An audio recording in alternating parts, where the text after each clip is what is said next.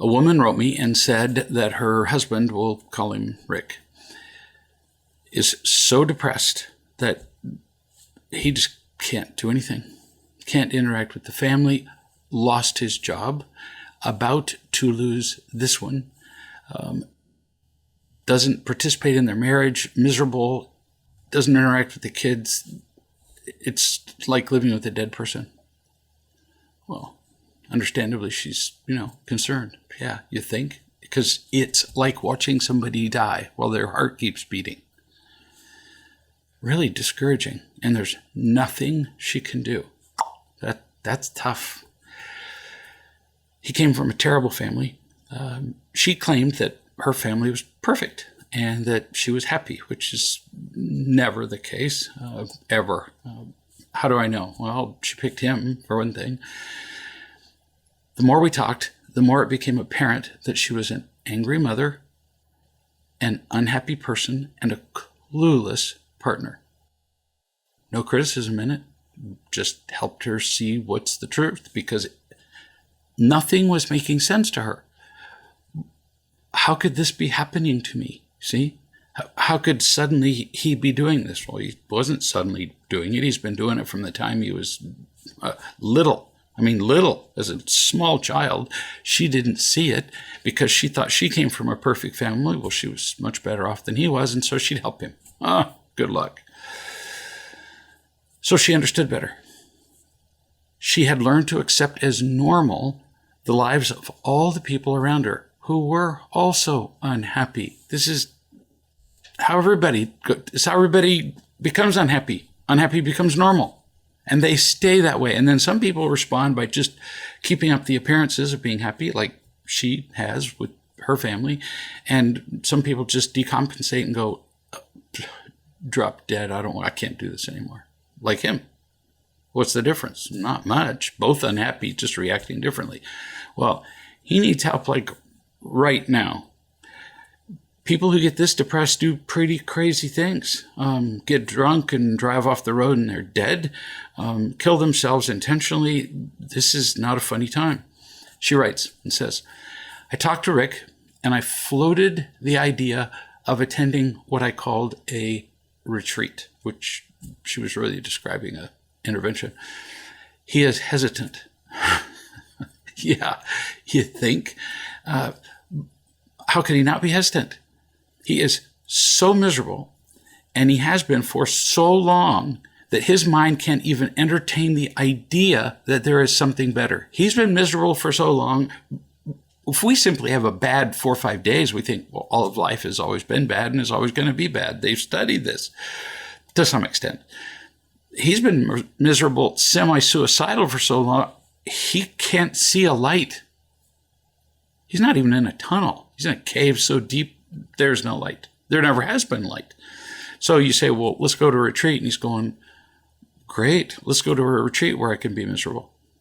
I mean, at least at home, I know where my toothbrush is. Why would he want to do that? But you have every right to do something about this. You're his partner. You don't get to, unless you're content with his condition, just shrug your shoulders and go, well, what can I do? No, you get to take some action. You get to say something like this. I'm not telling you to say these words, but something like it. You're my partner, Rick. We agreed to be partners, so we're one. So I have a right to say this to you as your partner. You're dying. Now, he kind of knows that, but he needs to hear that from you. You're dying. I'm not kidding, and I'm not exaggerating. And because of that, it's badly affecting you, me, our marriage, and the kids. And, well, you've lost 2 jobs in the last, few weeks. You don't have to do anything. I can't make you. But if you don't do something, like, for example, this retreat, it's something, it's an idea, it's a plan. I researched it. I haven't found anything better, and I've been all over the internet. If you don't do something, the consequences are only going to continue to get worse. Eventually, they become irreversible. You lose your grip on reality. you lose your connection to me. You lose your marriage. You lose your kids.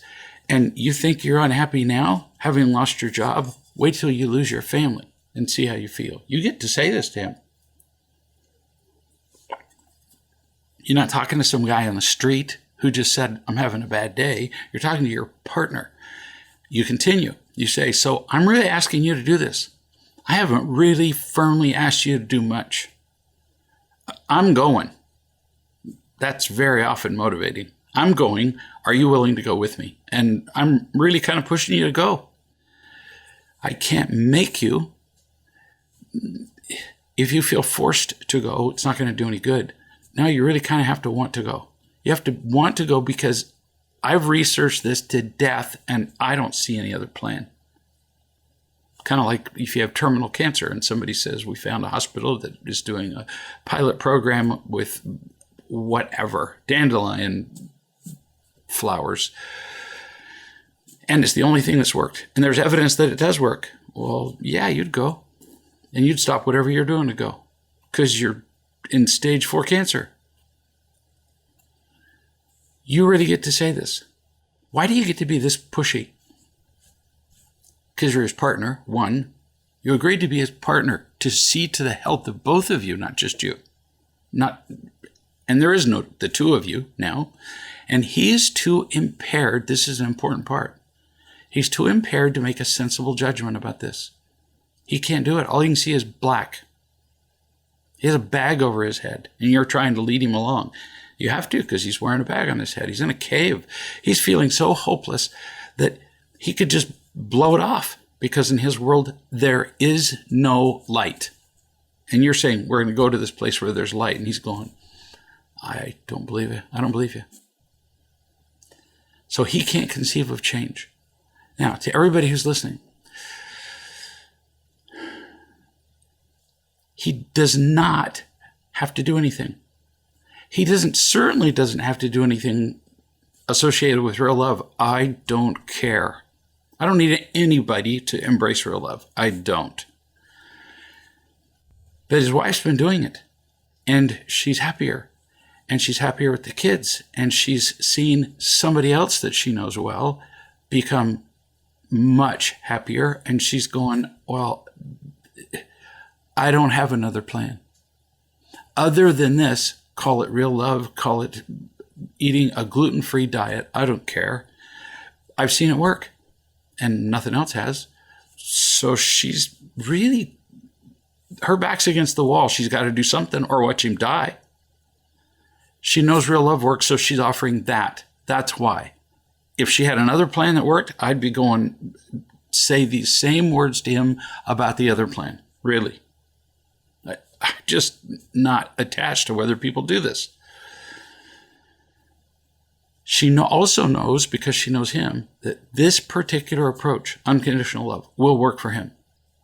She says, if he gets there, it will make a difference. She's tried regular therapy, and predictably, it just did nothing. Just nothing. It actually just annoyed him. So he's got to do something, and he's irrational, and he can't decide. She's trying to save his life and their marriage and their children. So, yeah, she gets to do something. You can't stand by while your family's falling apart. Are you kidding? Would you just stand by while your family was being poisoned or beaten? No, you'd take action. You would do whatever it took. Well, this is just as life-threatening. Sometimes it is acceptable to say we have to do something. You can't just sit there on the couch and get depressed and die.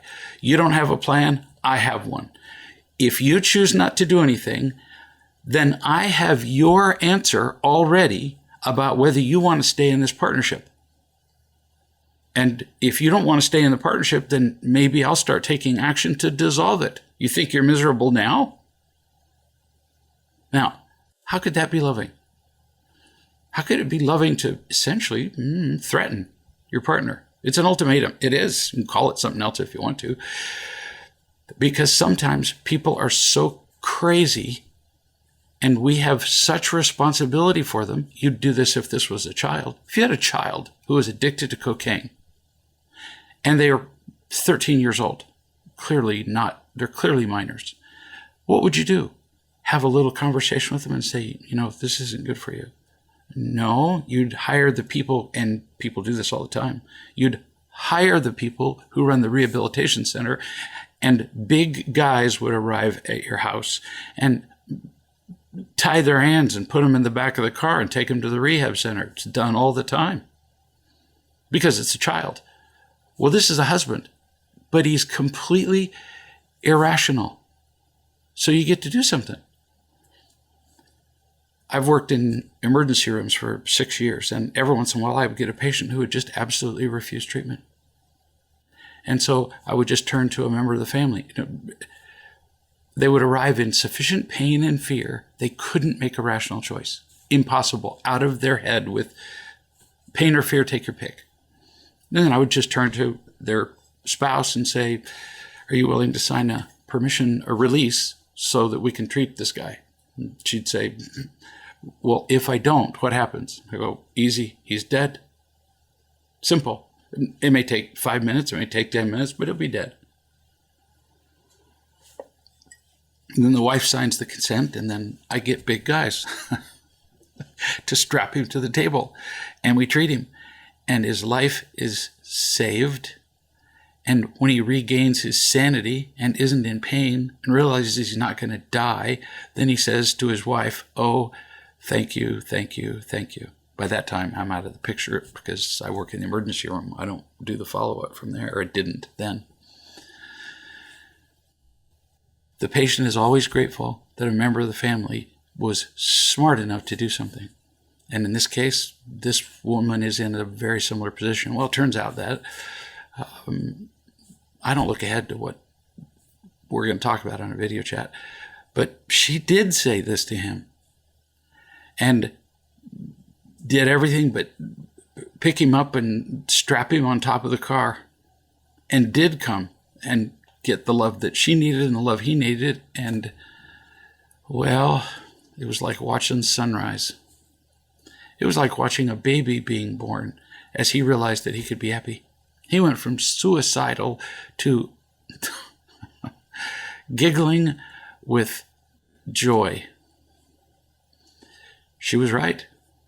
What he needed was unconditional love. And now she's figuring out that she's been the one holding the family together, but hasn't been feeling. So the love has been just as beneficial for her, and actually has been harder for her to accept than it's been for him. She did something. If somebody's dying, you would do something, including you. New subject. People talk all the time about triggers. Something happens and they were triggered by it and then reacted badly. What do we need to do with these triggers? Now, we talked a little bit about this in the last chat, actually, and we're going to talk about it again because, well, pretty much all of us live in a condition of PCSD, post-childhood stress disorder. As soon as you say the word trigger, you're talking about past trauma. That's what the trigger's about. The trigger's not about the present, ever. If you're fleeing a hurricane, that's not PCSD. That's not a trigger. You're leaving a present threat to your life. Triggers are about the past. Event, judgment, feeling, reaction. The trigger is the event in the present, which is followed by an unconscious judgment, event, judgment, planted deep in our brains from past events. The past, it's gone, and it's still controlling absolutely everything we do. Planted deep in our brains, followed by the feeling and the response, like immediately. Somebody says the wrong word, somebody uses the wrong inflection, and boom, we're back at 4 years old. And we act like 4-year-olds, except now we have 30 and 50-year-old skills. So, yikes. You're in a 50-year-old body behaving like a 4-year-old. Turns out you can do a whole lot more damage at 50 when you behave like a 4-year-old. We can't change present events most of the time. I mean, it's raining, you can use an umbrella, but it's still raining. Present events are just going to happen. Inconveniences are going to occur. People are going to cut you off in traffic. Somebody's going to say the wrong thing. You can't change that. And once the judgment is made, if the judgment comes from the past, the feelings and the reactions are automatic, like a knee-jerk reflex. So what do we do? Somebody wrote me and said, healing old triggers works roughly like this. 1, feeling triggered reminds you of a past painful experience or experiences from the past. Pretty good so far. Example, somebody criticizes you in the present. That's what your mother did over and over again when you were a child. Because the two events are so similar, the past judgment kicks in, takes over, actually, without your even realizing it. The judgment, the old judgment is what? When people criticize me, they're telling me I'm worthless and not lovable, which was true in the past. That's what a trigger is. It's just, it does the event, judgment, feeling, reaction cascade like that. Boom, just happens. Once that judgment kicks in, still quoting the person who's writing, I threw in a few words. The feeling immediately follows. Fear, panic, more panic. We will respond to feelings, always. Run, attack, anger, something. So what do? This person says. 2, change the judgment. Do you have events from the present that are not compatible with the judgment that when people criticize me, they're telling me that I'm worthless and not lovable? Do you have events in the present that contradict that judgment? Yes, you do. If you've been doing real love in any way, you have present events that show you that the past judgment's a lie. People in the present do love you, do tell you things that are not self-serving, like, criticism without anger. That changes everything. So now criticism doesn't mean the same thing in the present. Not when you feel loved. You are loved. Not, oh, I hope I'm loved. Not sitting and singing a little mantra, everybody loves me. That's not true. No, but you are loved by some people. By one person changes everything. And no matter what other people say, including real criticism, like your mother did in this particular example, that love doesn't change. The love you have in the present is real. So now you can be criticized, but still be lovable and worthwhile. Dang, that's cool. Changes the judgment. This is the new judgment that comes from new events, true events, and this new judgment is truer. I didn't write this. I'm amazed. 3, the new judgment immediately changes the feeling from fear to confidence. I'm not worthless. Something just happened, and so what? Confidence in the love you have and that people can't take it from you. 4, following the feeling of confidence and peace and feeling loved, your response changes immediately. It's not forced. There's just no anger, no running. Because you don't need it. Because you've changed the past judgment. Your feeling is not being threatened. You're not panicked. So what do you need anger for? You don't need it. That's when anger goes away. This is me butting into what was written. Anger goes away when you don't need it. Not when you realize anger is bad. So what? Alcohol is bad and the alcoholic drinks himself to death. When you don't need it. When the confidence and peace and feeling loved take the place of panic, you feel peaceful. You've changed the pattern of your entire life.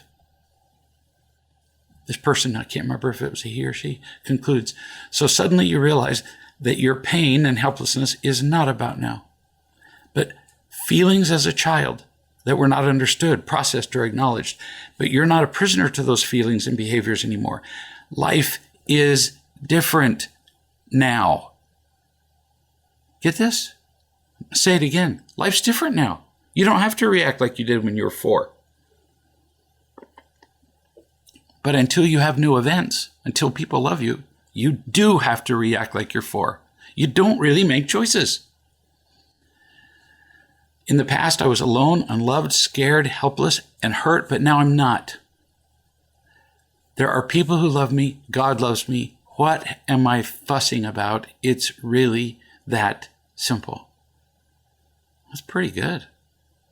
Somebody summarized the whole PCSD book, apparently. I'm going to make it even simpler. So, you and me, we're going to make this simpler. You're going to get triggered every single day. Now, how do you know you're being triggered? The instant you're having a non-peaceful feeling. I'm going to make this really direct. Here's how we deal with triggers. So notice I didn't say the instant you're angry, because, oh no, we justify it. I'm not really angry. I'm just annoyed. I'm frustrated, blah, blah, blah. No, simpler. Afraid, running. No, non-peaceful. So right now, as I'm talking to you, I'm feeling really peaceful. And on top of that, a little energized, actually. I'm having fun. I'm sitting here and talking to you, and I get to be with my sweetie in the room who's running everything. This is fun. Knowing how I feel now helps me to identify when I don't feel like this. See, if you've never experienced true peace, not just because nothing bad is happening, but you're just feeling loved and wonderful. Once you have that feeling, all you have to do is identify when that feeling is not there. You don't have to get all clever and analytical. Is this anger? Which getting and protecting behavior is this? No. I almost never use those terms. So, non-peaceful, what do? Stop. Stop. No, it can't be that simple. Yeah, it really can. So let's keep going. Stop. Because anything you say or do when you feel non-peaceful is going to go how? Really? The universal flow of everything is love. The universe is powered by love. It's a perfect brocade. It's gorgeous. It's a tapestry. Anything that you do that isn't consistent with that tapestry is going to look just stupid and end up hurting you or everybody else. So when you don't feel peaceful, stop. If you're in the mountains and you're climbing a mountain and you feel your feet slipping out from under you, stop. Don't keep doing the same thing. And then we're going to ask some questions, just 3. And they're not why. That's just the dumbest one. I get asked this every day. Why do I feel bad? Who cares? The past, there. Done. Okay, so we took care of why. Something from the past is triggering you, and what thing is it? I don't care. Maybe your mother sighed when you did something like this. Maybe your schoolmates laughed at you and you peed your pants. I don't know. I don't care. And you don't know either. You can look back at some things that you think are triggering you, but the odds you're right are really tiny, since we remember far less than 1% of our lives when we were really young. Far less. So why? Wasted past there. Now, let's ask 3 questions. What am I doing? What am I doing right now? Okay, I'm not feeling peaceful. I'm living in the past, in some kind of past judgment. I'm angry. I want to cut the head off of the person in front of me.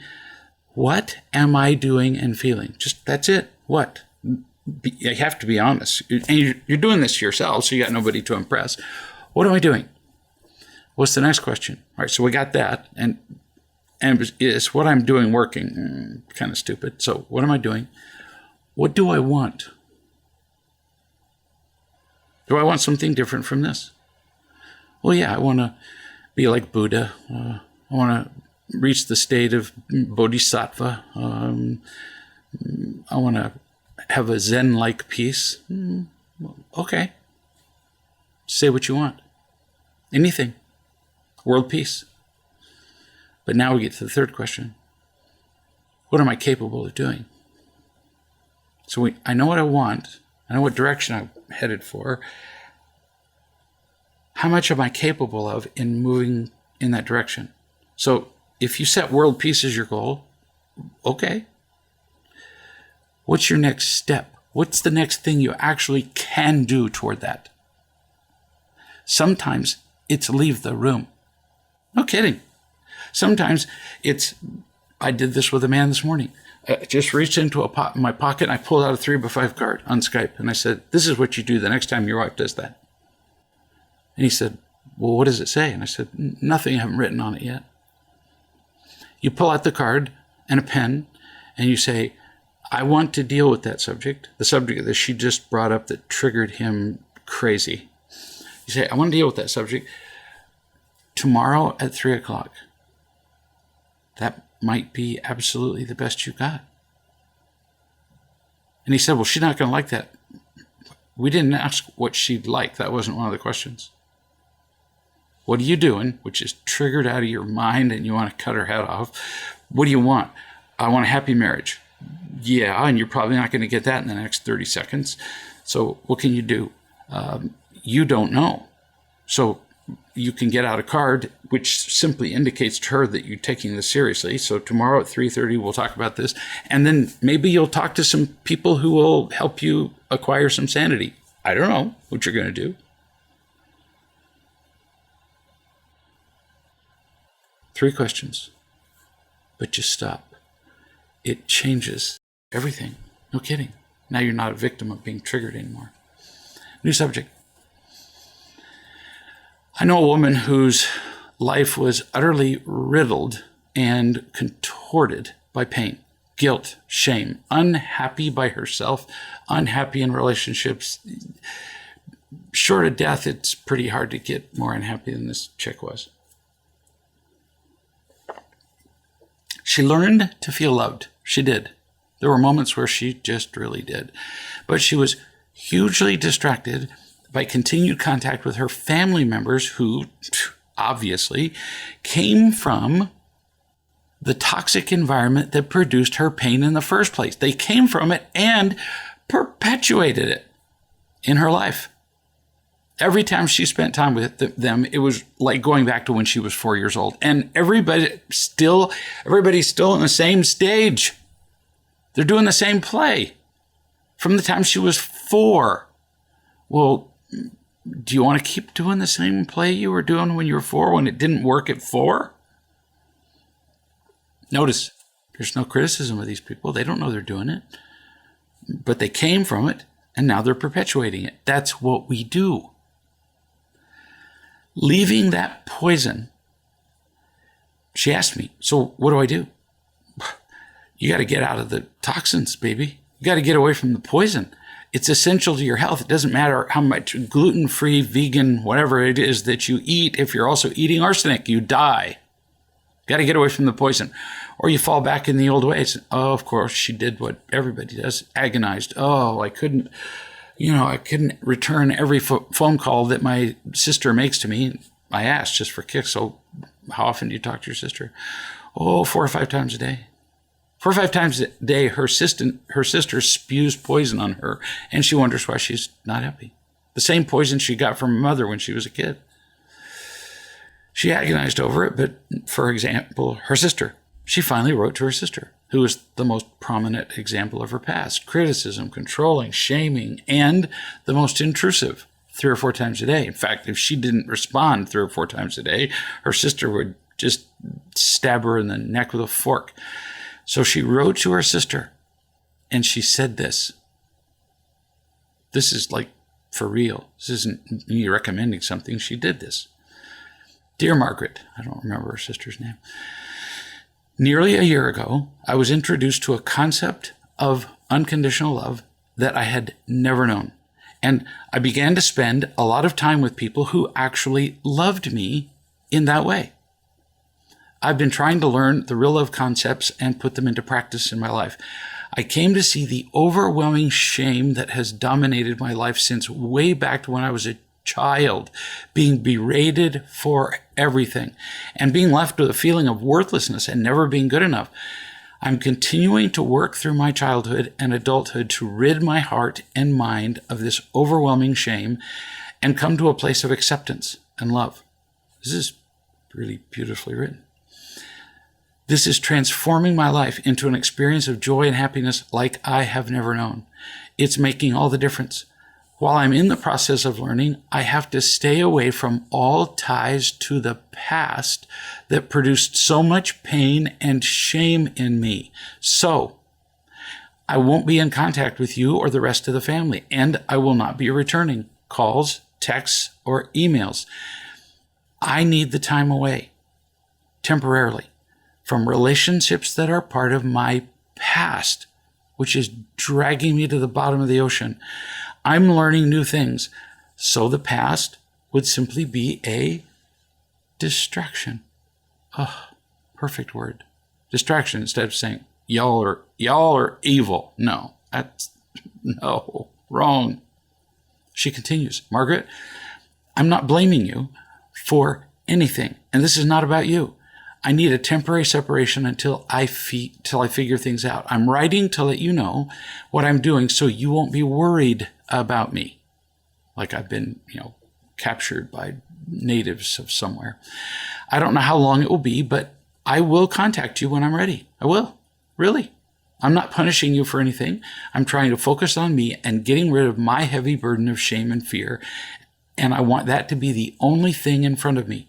I have spent my entire life carrying this, and I'm ready to put it down and heal from those huge wounds. You were there.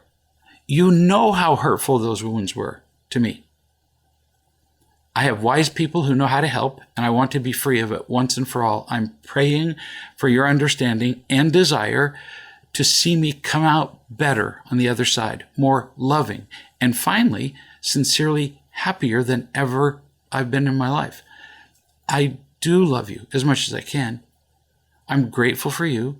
I need your patience and understanding while I work through this. Please pray for my courage. Well, that's pretty good. She needs a break from her past. In order to what? We already talked about it. Event, judgment, feeling, reaction. She needs new events to create new judgments. Duh. That's how you change PCSD and PTSD, by the way. New events to create new judgments, feelings, and reactions. How can she do that while old events are pounding her in the head and triggering her to death? So here she is learning new things, and the old stuff comes, and it's just powerful. It doesn't matter how healthy you eat. If you eat poison, you die. So she tells her sister she's not going to contact her, and she didn't. And she's doing way better. She isn't blaming anybody. In fact, she regularly worries about her family and how they're doing, and I remind her where she came from. And when she's ready, when she feels loved and happy and strong enough, she'll contact her family. She's not getting rid of them. She just can't be around them while she's in the hospital. New subject. I know a man, Nathan, who has been dating a woman, Ellen, for several years. Their relationship has been comfortable, but not great. He didn't know that it wasn't great until he felt unconditional love for the first time, and then went, whoa, I have never felt like this before. By the way, that's a really common way to help people see that they were never loved as children. Many people will defend their parents to the death. They'll pull out a knife if you suggest that they weren't loved as children. So I just go, okay, you were loved as a child. There. But then when they feel unconditionally loved for the first time, it's pretty obvious to them, well, I've never felt like this before. No kidding. That's why you're miserable. Then they realize, well, if I've never felt like this before, then I was not unconditionally loved as a child. Yep. So He realized, one, he'd never been unconditionally loved, and two, there was none of this in his relationship with Ellen. Nothing. Nothing even close. So he decided, I want more from a relationship, which he gets to decide.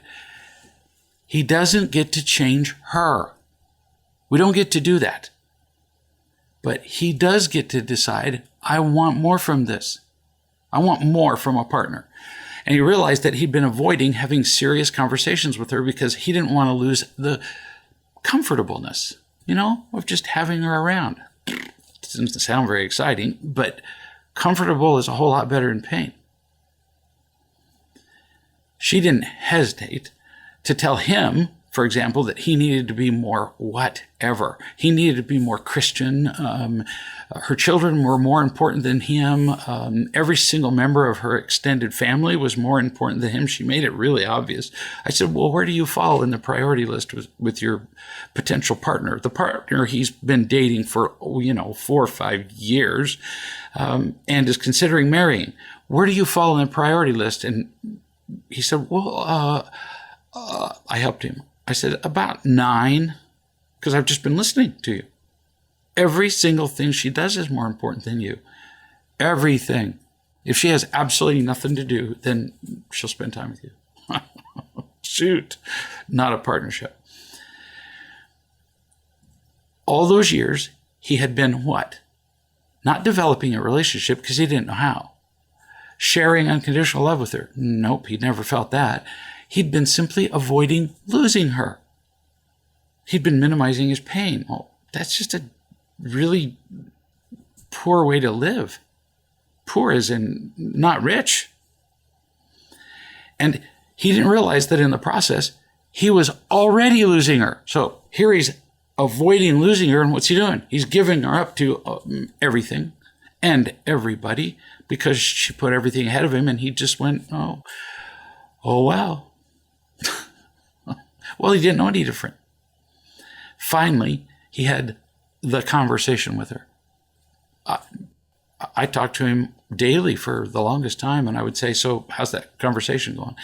Well, it wasn't a good time because, one of her kids was having a baby, or her mother was sick, or it was May. It was Tuesday. He didn't want to have this conversation. He was afraid of it because he was trying to minimize his pain, but he did. He said he wanted a real partnership. He described what a real partnership would look like, and boy, almost immediately she went, yeah, I'm not going to be doing that. I'm not willing to commit myself that much to a partner. No way. And she doesn't have to. Everybody gets to make their own choices. She's chosen to be a people pleaser to everyone on earth. She may have contacted you and asked you if she could please you in some way. She gets to choose that. I can't be a partner. Well, he won. You get it? He was avoiding a difficult conversation because he was afraid he'd lose. No. He won either way. If she decided to be a partner, then he'd have a partner. If she decided not to be a partner, he can move on and look for one. And yet we avoid these difficult conversations. No, they're freeing. So he won this conversation. She chose to not be a partner, and he moved on. So very often we're afraid to lose something. And in the process, we are dishonest about who we really are. We're dishonest about what we really want. So we lose everything. Integrity, happiness, relationships, ourselves, goodbye. Pretty sad. New subject. Somebody wrote and said, I'm a 17-year-old girl. I recently broke up with my best friend of 2 years, and it was really hard. I left the relationship because in order to stay friends, she was often wanting me to change who I was. So this isn't an intimate, exclusive relationship. This is a girl just talking about her best friend who was constantly trying to control her. And I remember that she had talked to me about it on and off for a good while. She said, I wasn't willing to change who I was for this person all the time in order to become her friend. Well, dang, baby, It's rare to come across a 50-year-old person who's willing to do this. We do what that guy that I was just describing has been doing all of his life. We settle for nothing because we're afraid to lose it, because we never had anything. So we don't know any different. You had the guts to do what it took him years to do, a great number of years, decades. You're brave. You said, nah, I'm not willing to give myself up. Congratulations to you. You continue. So as a result of that, I feel sad. In fact, I feel sad a lot of the time. I miss her. Maybe it's pathetic, missing something that went totally sour at the end, but I still miss the times when we weren't fighting and when we were just enjoying being together. You see how brilliant this kid is at 17? She's realizing what most of us don't realize till we're dead. You miss the occasional good times. That's what you're saying. Naturally, almost anybody we associate with has something positive about them, or we wouldn't be associating with them. So you miss the occasional good times. You miss the companionship, the ease of it, the slight easing of your loneliness. But you won't miss the overall person for long because she didn't accept you. How do you have a friendship? In fact, a best friendship with somebody who doesn't even accept you as you? By the way, I'm talking to the 17-year-old girl, and I'm talking to everybody who has relationships. You don't really miss her. You miss the occasional comfortable moments. We can always find something to enjoy about any person, but that's not enough to stay in a relationship. This is a common one from 30 and 40-year-old people who are in just terrible relationships, and they say, well, but he's a worthwhile person. Yeah, well, my dog is worthwhile too, but I'm not going to marry my dog. My grocer is a nice person, but I'm not going to marry my grocer. He's a worthwhile person. Okay, let's take that as a given. But I don't choose them as a partner. That's an entirely different set of criteria. We can love everybody without conditions. Everybody. We really can get to that place. But that doesn't mean that we need to unconditionally choose to spend our time with them. I don't. I spend my time with people who either feel the love I offer or have love to offer themselves. Why would I spend time with anybody else? If they offer less than love or receive love, if love isn't involved, then I might as well be shoveling gravel and chopping trees. Because I got no expectations of trees and gravel. Why spend time with people who can't at least engage you at a loving level, whether they're giving or receiving? We need to establish our close relationships with people with whom we can be ourselves, people who can see us and accept us. You continue. The main problem is that while I'm working through my own stuff, my mother is also upset about something and has been for quite some time. And I basically feel like I have nobody to talk to about what I'm feeling because she's too wound up in her own stuff. 17 years old. That makes it pretty tough on you, kid, because you got nobody to love you and you turn to your mom and she's not available because she's all upset. So you feel abandoned. You are. You say, so I end up not really talking to anybody, just sitting on my computer, listening to music and writing. My mom doesn't want me on the computer all the time. So when I am, she tells me to get off. But then that leaves me with nothing to do. So I just go to sleep. This is profound stuff. Sad. People who are addicted to some behavior, and which is true of almost all of us, drugs, alcohol, porn, money, pick a thing. We can't just quit them. It's the only source of pain relief we've got. Then somebody comes along and puts us in a rehab center and now we're sober and it's worse. Because now we got no pain relief. Now what am I supposed to do? And that's what this girl's feeling like. So I suggested I could give your name to somebody I know who runs a real love group for kids your age. And maybe you could talk to one of them. And I did. She says, I know this all sounds pathetic, but it's the only way I really know how to handle my problems.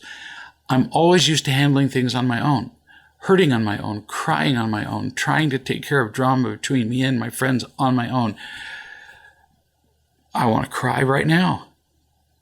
She's 17 years old and she's already mastered being alone and kind of just living with it. Yuck. It's like death. I guess the only reason you continue, I'm not handling this well, is that ever since my friend and I started fighting, I've opened up a little. I want to be around people more. So when my mother's too wrapped up in her own stuff to even notice that I'm upset, well, it hurts even more because I feel like she's not paying any attention to me. Oh, honey, it's not pathetic. Everybody around you who doesn't see you is. And I'm not criticizing them. They don't know what to do. Your mother doesn't know what to do. Your friend doesn't know what to do. It's tough, which is why I'm giving you the name of somebody you can talk to who's her age and understands this. You got nothing to lose. What you got is terrible. You try this and try that, and then you get kicked off the computer and you just go to sleep, which is pretty much equivalent to shooting up with narcotics, which is what I used to do. You might find a friend. You need one. Look at how many times you said that you do things on your own. That phrase, alone, over and over again. So to everybody listening, this is how people grow up to be severely dysfunctional. She's 17 years old and already recognizing she's alone. And there's nobody to help her. There's nobody to listen. If that continues, the pain gets worse. She isolates more. Computer, she's already doing the computer and sleeping, and it ends up being a pattern that can't be changed eventually. No kidding. Because I meet them 20 years later when they've given up.